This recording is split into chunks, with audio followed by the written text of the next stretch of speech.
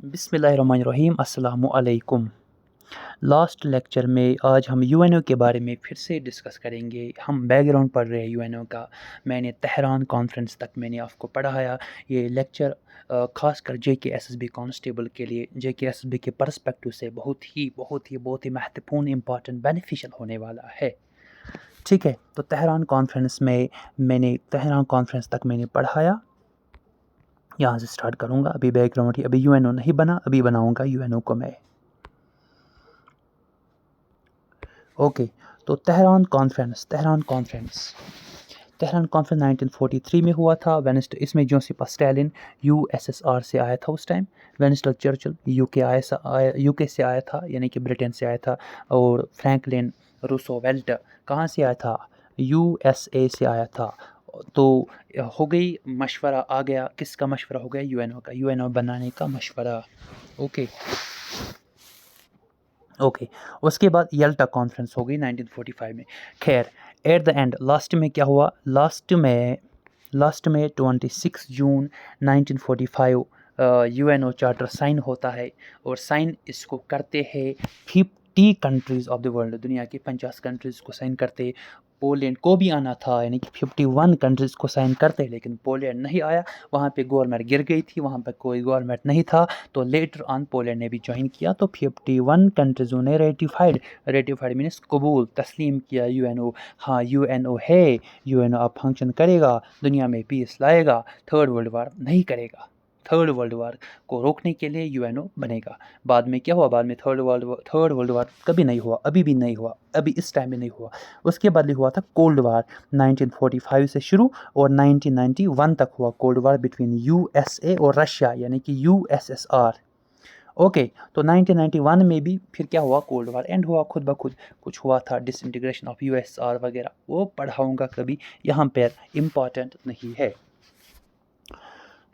तो 26 जून 1945 में UNO charter sign हुआ था।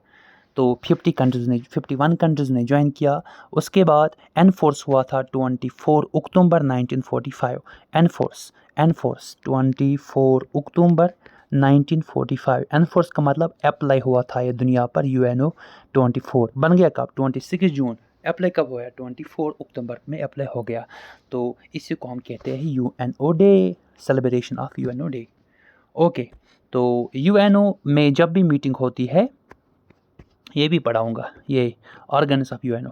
यूएनओ में जब भी मीटिंग होती है, वहाँ पे ऑफिशियल लैंग्वेजेस जो है, उस मीटिंग में जो ऑफिशियल लैंग्वेजेस रहते हैं, तो ऑफिशियल लैंग्वेजेस रहते हैं जिसको हम शॉर्टकट में कहते हैं प्रिस्का, PRESCA, प्रिस्का। ओके, प्रिस्का official languages.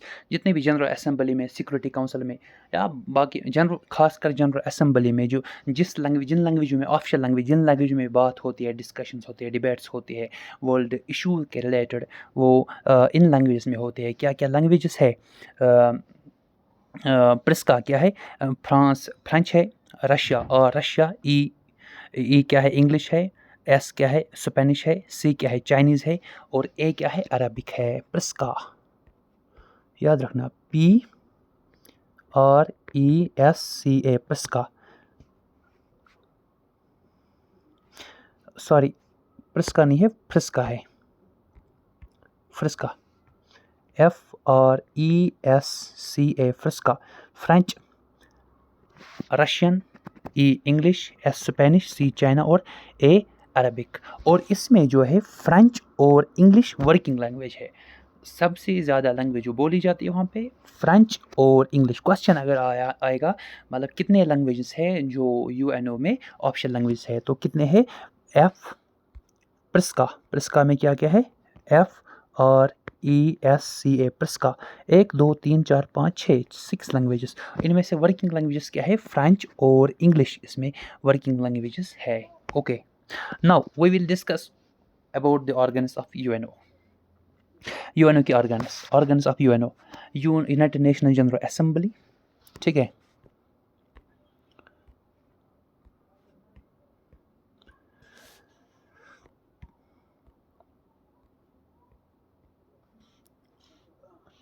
United national general assembly, united nation security council, economic and social council, international court of justice, secretariat and trusteeship council. Okay,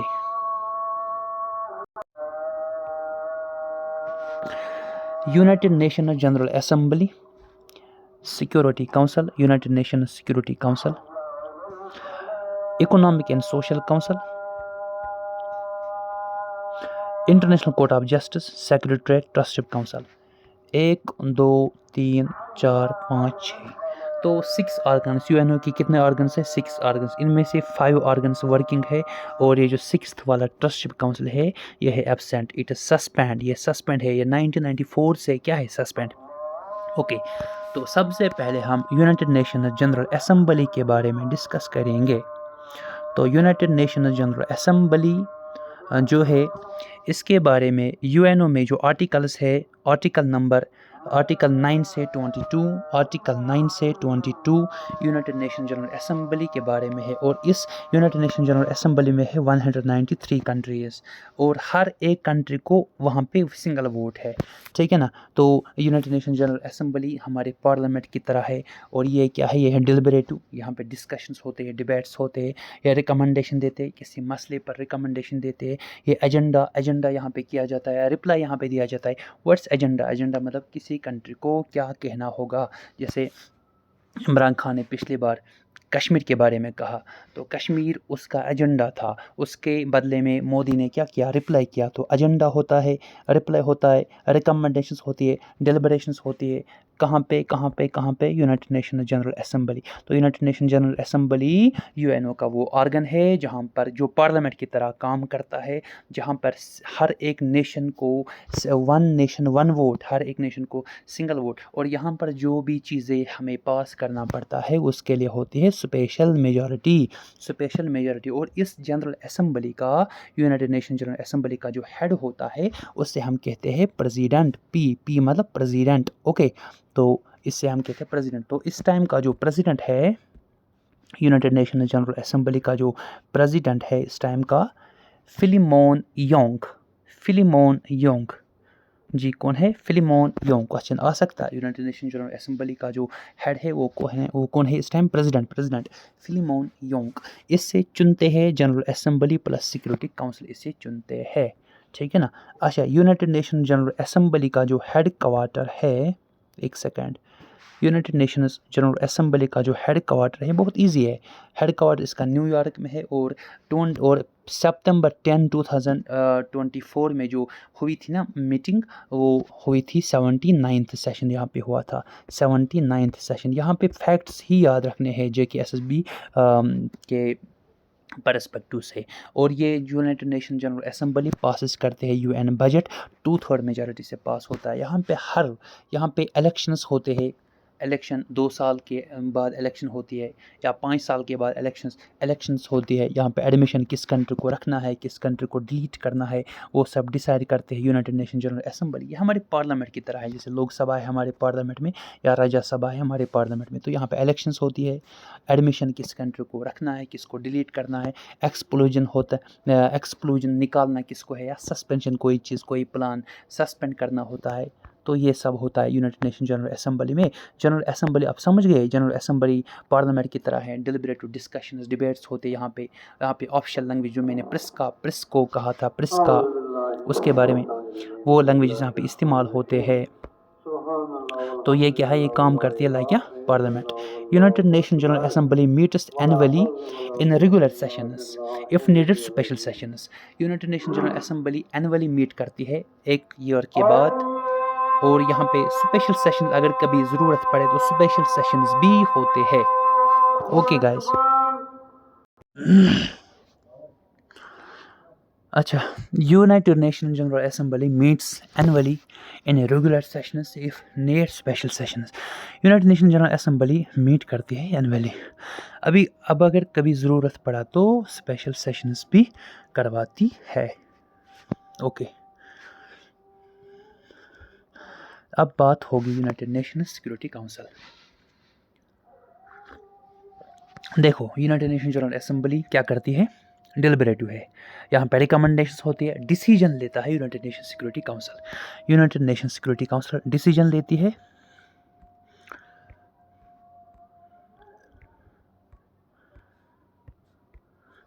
united nation security council decision लेती है, ये decisions लेती है, इसमें 15 members होते हैं, ठीक। अच्छा, यूनाइटेड नेशन जनरल असेंबली में 193 कंट्रीज़ होते हैं। यहाँ पे क्या होता है, यहाँ पे 15 मेंबर्स होते हैं और यहाँ पे 15 मेंबर्स दो ग्रुप्स में है।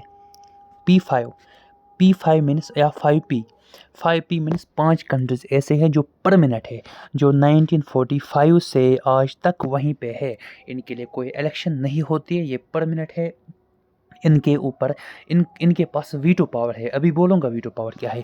और 10 कंट्रीज़ ऐसे हैं जिनके पास कोई वीटो पावर नहीं है, यह है NP, नॉन परमानेंट कंट्रीज़। ये किस में लिखा है, आर्टिकल 23 से लेकर के 32 तक United nation general assembly UN की चार्टर में लिखा हुआ है। ओके, तो ये जो यूनाइटेड नेशन सिक्योरिटी काउंसिल है, यहाँ पे P5 कंट्रीज़ है या 5P कंट्रीज़ है, इनके पास वीटो है। What's veto? Veto Latin word है जिसका मतलब होता है आई से यस या आई से नो। याद रखिए वीटो लैटिन वर्ड है जिसका मतलब है आई से यस या आई से नो, या मैं हाँ कहता हूँ या मैं ना कहता हूँ। हाँ कहने को, ना कहने को कहते हैं वीटो। वीटो स्पेशल पावर होता है जो सिर्फ और सिर्फ इन कंट्रीज़ को दिया जाता है, 5 कंट्रीज़ को, USA, USR यानी कि Russia, France, UK and China. ये 5 कंट्रीज़ है जो 1945 से यहाँ पे है और इनके पास क्या है, इनके पास वीटो है। वीटो मीन्स परमानेंट पावर, आई से यस या आई से ना। कुछ भी अगर करना होगा ना दुनिया के लेवल में, कोई सैंक्शन, कोई मिलिट्री अटैक, पीस कीपिंग, कहीं पर अमन करना है, कश्मीर इशू को सॉल्व करना है या नहीं करना है, इस पर वीटो होता है। वीटो मतलब अगर ये 5 कंट्रीज़ बोलेंगे ना हाँ कश्मीर मसले को सॉल्व करना है, ये भी यस बोलेगा, ये भी यस, ये भी यस, ये भी यस, ये भी यस, तब तो कश्मीर का मसला सॉल्व ही होगा। लेकिन चाइना क्या कहता है? नो। बाकी कंट्रीज़ अगर यस कहेंगे, चाइना कहता है कभी नो कभी यस, या ऐसे USA कभी यस कभी नो वगैरह। इसीलिए तो रिलेशन रखनी पड़ती है ना कंट्रीज़ों के साथ, खासकर वीटो कंट्रीज़ों के साथ, ताकि कश्मीर इशू को रिजॉल्व किया जाए, ठीक है ना। ऐसे बहुत सारे मसले हैं जिन मसलों पर वीटो होता है या उन पर यस बोलते हैं ये 5 कंट्रीज। या अगर 4 वीटो पर मिनट यानी कि P5 कंट्रीज़ में से अगर 4 बोलेंगे ना यस, एक बोलेगी नो, तो तब भी वो डिसीजन नहीं माना जाएगा। ये जो है ना नॉन परमानेंट कंट्रीज़ कितने हैं? 10। अगर इनमें से 9 कंट्रीज़ यस बोलेंगे, ठीक, या इनमें से 10 कंट्रीज़ यस बोलेंगे और इनमें से 4 कंट्रीज़ यस बोलेंगे, लेकिन एक कंट्री ऐसा होगा जिसके पास वीटो होगा और वो नो बोलेंगे, तब भी वो डिसीजन नहीं होगा, फिर से बोलूँगा मैं, अगर नॉन परमानेंट कंट्रीज़ों में 10 कंट्री बोलेंगे किसी काम को, हाँ ऐसा हो, फॉर एग्जांपल कश्मीर मसला सॉल्व होना चाहिए, तो इन 10 कंट्रीज़ ने दिया अपना वर्डिक्ट, फैसला दिया, हाँ होना चाहिए। और USA ने भी कहा, USR ने भी कहा, फ्रांस ने भी कहा, UK ने भी कहा, चाइना ने कहा नो, तो इसका मतलब यहाँ से 4 और यहाँ से 10 सभी बोलते कश्मीर इशू रिजॉल्व होना चाहिए। लेकिन चाइना क्या बोल रहा है? नो। चाइना के पास वीटो पावर है, तो इसका मतलब ये काम होगा ही नहीं। क्यों? क्योंकि इसके पास वीटो पावर है according to charter of the UNO। तो UNO, तो अगर ये भी बोलेंगे, एक कंट्री बोलेगी मैं नहीं होना है तो नहीं होना है, अगर यस बोलेगा तो यस होगा, नहीं नो बोलेगा तो नो होगा। ओके, आप लोगों को समझ आया? लेकिन इस वीटो पावर में कुछ यहाँ पे देखो, वीटो पावर जो है ना, वीटो पावर 2 टाइप के काम होते हैं जो हमें UNO में करने होते हैं। एक होता है सबस्टेंटिव वीटो, एक होता है प्रोसीजरल वीटो। सबस्टेंटिव मैटर या प्रोसीजरल मैटर, पहले UNO का जो सेक्रेटरीट होता है ना, अभी पढ़ना है वो भी, UNO का जो सेक्रेटरीट होता है, सेक्रेटरीट को के पास कोई काम होता है, वो क्या कहता है, मतलब कोई काम होता है जो सेट करना पड़ता है सेक्रेटरीट को। फॉर एग्जांपल ले लो, कश्मीर इशू को सॉल्व करना है या नहीं करना है। पहले ये मसला जो है ना, ये मसला पहले, या जैसे यूक्रेन और रशिया की लड़ाई थी, उसको स्टॉप करना है या नहीं करना है, ठीक है ना। ऐसे बहुत सारे मसले, या इसराइल आज फ़लस्तीन वगैरह, करना है या नहीं करना है। पहले वो मसला देखा जाता है, वो मसला सब्सटेंटिव है या प्रोसीजरल है। प्रोसीजरल मीन्स वो काम जो अंडर द लॉ और अंडर द प्रोसीजर या under the jurisdiction of the UNO के जुरिस्डिक्शन में होगा पहले से ही, और या प्रोसीजर लॉ और या मतलब स्टेप बाय स्टेप जो काम किया जाता है ना यूएनओ में, उसे हम कहते हैं प्रोसीजरल। जो अचानक किया जाता है या अचानक कोई सैंक्शन होगी वो लगानी होगी या कुछ और, ठीक है, उसे हम कहते हैं सबस्टेंटिव। तो सबस्टेंटिव में क्या होता है, सबस्टेंटिव में पावर होता है P5 कंट्रीज़ को। P5 कंट्रीज यस बोलेंगे तो यस होगा, नो बोलेंगे तो नो होगा। प्रोसीजरल काम ऐसा होता है अगर यहाँ पर 9 कंट्रीज़ों ने मतलब नॉन परमानेंट कंट्रीज़ होंगे, नॉन परमानेंट कंट्रीज़ों ने नौ कंट्रीज़ ऐसे हैं, 10 कंट्री है ना नॉन परमानेंट कंट्रीज़, 10 में से 9 ने बोला ये काम होना है तो वो हो जाता है। अगर ये देंगे वहाँ पे अपना वीटो या नहीं देंगे तो यहाँ पर प्रोसीजरल मैटर में P5 कंट्रीज़ अपना वीटो लूज़ करते हैं। यहाँ पे मेजॉरिटी होनी चाहिए नॉन परमानेंट कंट्रीज़ों की। नॉन परमानेंट कंट्रीज़ों ने यस बोल दिया तो यस होगा, तो नो बोल दिया तो नो होगा। आपको समझ आ गया? तो इन शॉर्ट आप यहाँ पे समझो, P5 कंट्रीज़ वो कंट्रीज़ होता है जिनके पास वीटो होता है, और वीटो का मतलब होता है आई से यस या आई से नो। किसी काम पर यस कहते तो यस होता है वर्ल्ड लेवल पे, नो कहेंगे तो नो होता है। नॉन परमानेंट कंट्रीज़ के पास वीटो नहीं होता है, इनके पास कोई ऑप्शन नहीं है। अच्छा, हेडक्वार्टर कहाँ पे है? न्यूयॉर्क में है, ठीक है ना। अच्छा, वीटो ये जो UNSC United nation security council, ये इंटरनेशनल सैंक्शंस लगाते हैं। सैंक्शन मतलब किसी पर कोई पेनल्टी लगाना, या कभी कभार जंग हो, मिलिट्री ऑपरेशंस, जैसे आप लोगों ने पढ़ा होगा 9/11 attack, response of 9/11 attack UNO ने ही करवाया, यानी कि सिक्योरिटी काउंसिल में हुआ उसके बारे में, ठीक है ना। आप लोगों ने पढ़ा होगा गल्फ वार फर्स्ट या गल्फ वार सेकंड, ऑपरेशन एंडोरिंग फ्रीडम, या कुवैत के बारे में पढ़ा होगा, ठीक है ना, सद्दाम हुसैन कुवैत वगैरह। उस वक्त जो UNO या यूनाइटेड नेशन सिक्योरिटी काउंसिल 34 कंट्रीज़ों के साथ ज्वाइन हुआ और ऑपरेशंस लाया किसके ऊपर? इराक के ऊपर। और इराक को उन्होंने क्या कर दिया? डिस्ट्रैक्ट कर दिया, और सद्दाम हुसैन की फांसी भी हो गई। वो सब सुना होगा आप लोगों ने। तो वर्ल्ड लेवल पर देखो, यहाँ पे सबसे ज़्यादा पावर किसको है? P5 कंट्रीज़ों को। P5 कंट्री जो चाहेंगे वो कर सकते हैं, इनके पास वीटो है। जो NP है, नॉन परमानेंट मेंबर्स 10, इनके पास वीटो नहीं है, तो इनका ज़्यादा चलता नहीं है। ओके, आते इस पे इकोनॉमिक एंड सोशल काउंसिल। ये दुनिया में डेवलपमेंट के बारे में बात करती है, डेवलपमेंट के काम करते हैं। इसका जो जितने भी डेवलपमेंट होगी दुनिया में करना, वो economic and social council control करती है, ठीक है। तो ये अच्छा, यहाँ पर भी प्रेसिडेंट होता है, UNGA का हेड। UNSC का हेड कौन होता है? यहाँ पे भी प्रेसिडेंट होता है, यहाँ पर भी प्रेसिडेंट ही होता है। और इकोनॉमिक, अच्छा, यूनाइटेड नेशन जनरल असेंबली में कितने मेंबर्स हैं? 193, ओके, 193। UNSC में कितने होते हैं? 15। ये इकोनॉमिक एंड सोशल काउंसिल में कितने होते हैं? 54। ICJ international court of justice 15 होते हैं। सेक्रेटरीट यहाँ पे एक होता है, और ट्रस्टशिप काउंसिल में कुछ नहीं होता है, आज एब्सेंट, सस्पेंड है ये आज, ओके। तो इकोनॉमिक एंड सोशल डेवलपमेंट दुनिया में करनी होगी तो कौन करवाती है? इकोनॉमिक एंड सोशल काउंसिल में ही ये सब सैंक्शन हो जाता है, ओके। इसका हेडक्वार्टर न्यूयॉर्क में है। Coordinates the work of UNO through special agencies like WTO, UNEP, WHO, world bank, UNDP, UNESCO होता है, ILO, FAO वगैरह वगैरह, बाकी ये सारे एजेंसीज़ है UNO के। इन एजेंसीज़ के थ्रू दुनिया में डेवलपमेंट की जाती है, हेल्थ स्टैंडर्ड बढ़ाया जाता है, लोन्स दिए जाते हैं डेवलपिंग कंट्रीज, अंडर डेवलप्ड कंट्रीज़ों को, ठीक है। ये सब किया जाता है किसके through? Economic and social council के थ्रू, और इसके एजेंसीज़ के थ्रू। UNA की एजेंसी जो WTO एक एजेंसी है, वर्ल्ड हेल्थ ऑर्गेनाइजेशन, ND, ये यूनेस्को ले लो, ILO, वर्ल्ड बैंक, IMF वगैरह, ये सब, ठीक। एनवायरनमेंट के बारे में जैसे हमने पढ़ा होगा सस्टेनेबल डेवलपमेंट एजेंडा 21, अर्थ समिट वगैरह, ये सब इसी के थ्रू किया जाता है, ओके। समझ गए आप लोग? अच्छा, इस यहाँ पर भी इसका हेड जो होता है, इस डिपार्टमेंट का हेड होता है प्रेसिडेंट। जो इस डिपार्टमेंट का जो हेड होता है वो भी होता है प्रेसिडेंट, ओके। वो भी प्रेसिडेंट ही होता है। यहाँ पे मैं थोड़ा जूम कर लेता हूँ। इस डिपार्टमेंट का भी हेड कौन होता है? प्रेसिडेंट। तो इस टाइम का प्रेसिडेंट जो है वो कौन है?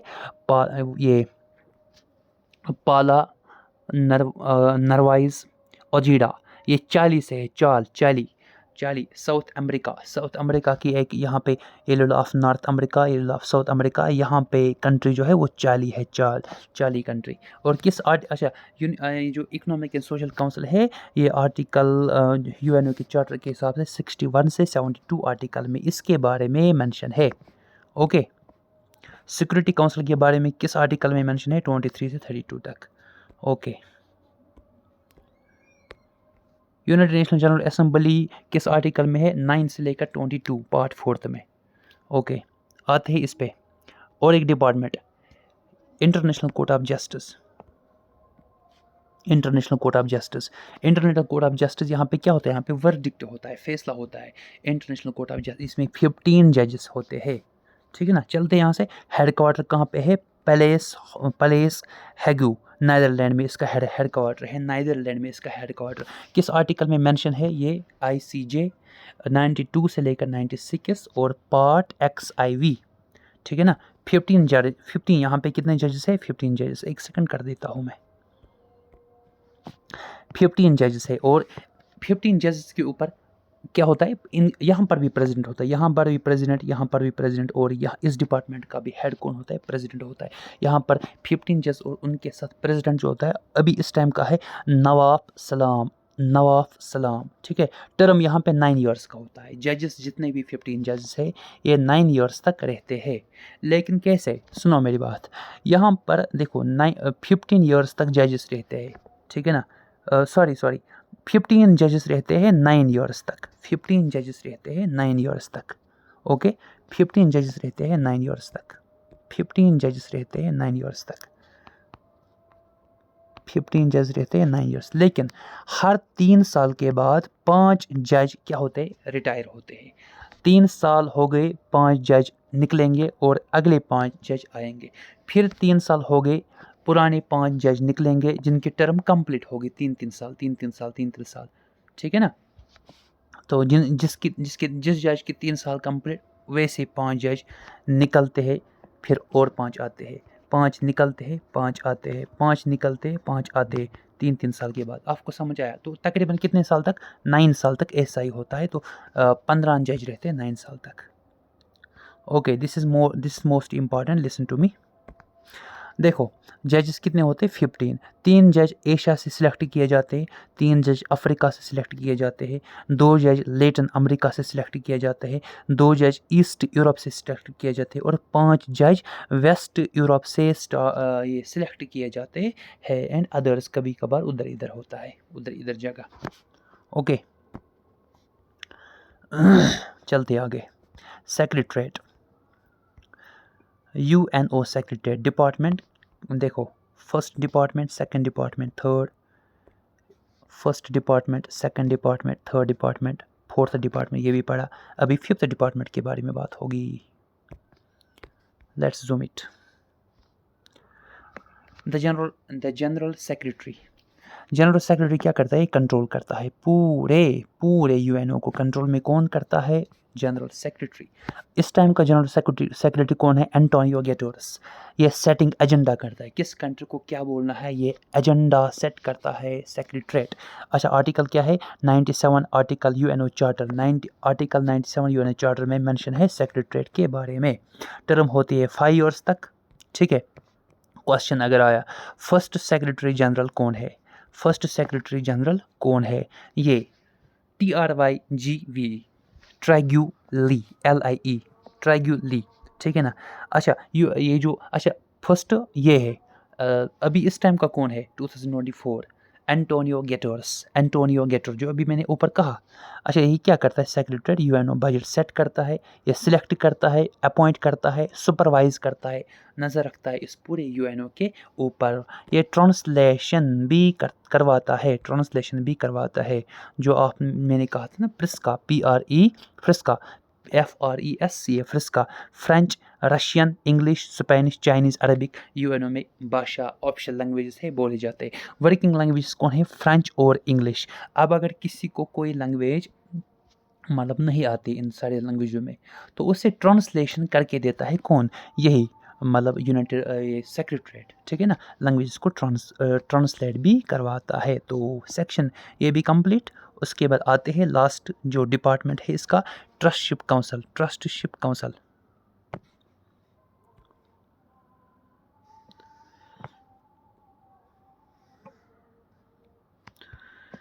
ट्रस्टशिप काउंसिल, ओके। ट्रस्टशिप काउंसिल ये जो है ये एब्सेंट सस्पेंड है आजकल। इसने देखो, ट्रस्टशिप काउंसिल का काम क्या था? डिकोलोनाइज करना, डिकोलोनाइज करना उन कंट्रीज़ों को जो कोलोनाइज के अंडर बंद थी उस टाइम। कोलोनाइज के अंडर जो कंट्रीज़ बंद थी उनको क्या करना है? डिकोलोनाइज करना था, यानी कि इंडिपेंडेंस दिलानी थी उन ज़मीनों को, यानी कि ट्रस्ट टेरिटरीज़। याद रखो आप, ट्रस्ट टेरिटरीज़। ट्रस्ट टेरिटरीज़ ऐसे टेरिटरीज़ थे, ऐसे टेरिटरीज़ गेरान थे। टेरिटरी मतलब लैंड, ऐसे एरियाज़, ऐसे आइलैंड्स या ऐसे जगह जो जिनको कहा जाता था ट्रस्ट टेरिटरीज़। ये टेरिटरीज़ कोलोनलिज्म के अंडर में हुई थी, तो किसी के अंडर में हुई थी, इनके पास कोई आज़ादी नहीं थी, इनको इंडिपेंडेंस दिलवानी थी इस डिपार्टमेंट के थ्रू, ट्रस्टशिप डिपार्टमेंट के थ्रू। तो इसने इन 11 को आज़ादी दिलवाई और इसने काम अपना कंप्लीट किया।